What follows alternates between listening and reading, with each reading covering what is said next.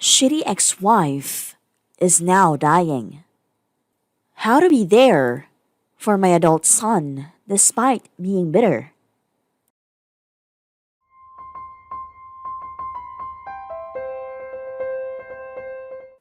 My ex-wife conducted affairs with three guys at the same time at the end of the marriage. She was a manager and fired someone. That someone took revenge and called me to tell me about one guy. She was seeing him on her lunch hour, which after a bit of trickle truth served to reveal there were three guys. She then spent a few hours face to face and on the phone on a couple of occasions, comparing me to one of the guys she was seeing. This is in addition to her physical and emotional abuse in the marriage. I have a scar and several hospital bills to prove the physical abuse. She also treats our son like shit. She is angry that he is gay.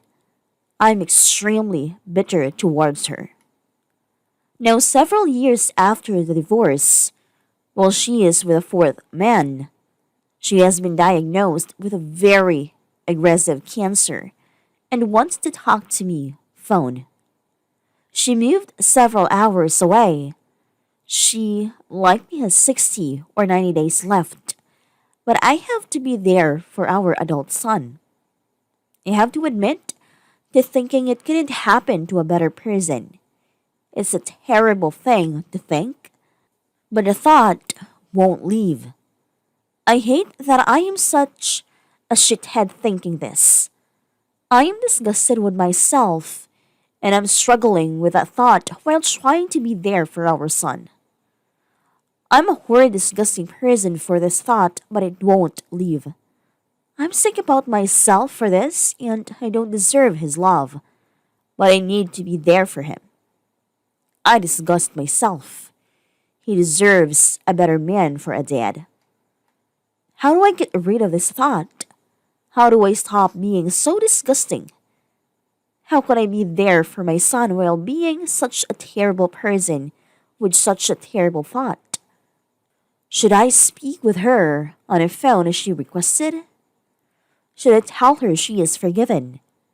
Assuming that's what she wants to speak about, she isn't, but I can't fake it. You don't owe her a fake forgiveness, it might not even make you feel better. But for the sake of your son, the best you can do is not to badmouth her in front of him or anyone who is still connected to her. Let him go through his pain and grief and be there for him. You are validated to your ill feelings, and you might need to create a private outlet for that, but don't let that near your son while he's hurting, hoping the best for you and your son. It's okay to have negative thoughts. She treated you horribly, so forgive yourself for the way you think about her now. In every action from this point forward, make sure you are doing the right thing for your son.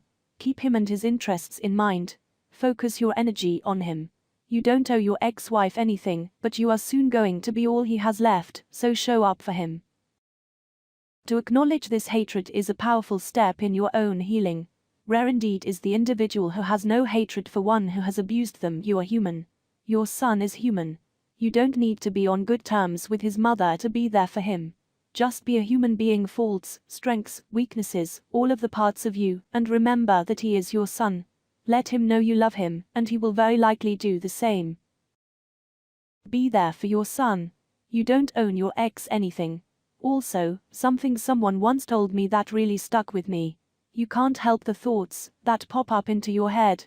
They don't mean you actually feel that way. What matters is how you correct yourself in your own mind. That's how you really feel. So you thinking she deserves it, but then correcting yourself and feeling bad you ever dared have that thought, that's who you really are, and how you feel. Your ex wants to unburden herself and get your forgiveness. I am not one of those. Forgiveness is a gift you give yourself. New Ages. This woman betrayed you and your family, that means she also betrayed your son. Stop with the self-flagellation. Bitterness, anger and negative thoughts in a situation like this are normal and human, especially about someone this horrible. You can be there for your son and not be a doormat for your vile ex. My dad was in your situation, but the anger was mainly gone, I think. My mom was awful to my dad due to her untreated mental illness. She didn't start treatment until I was in high school and still treated my dad horribly, even though they had been divorced since I was a toddler.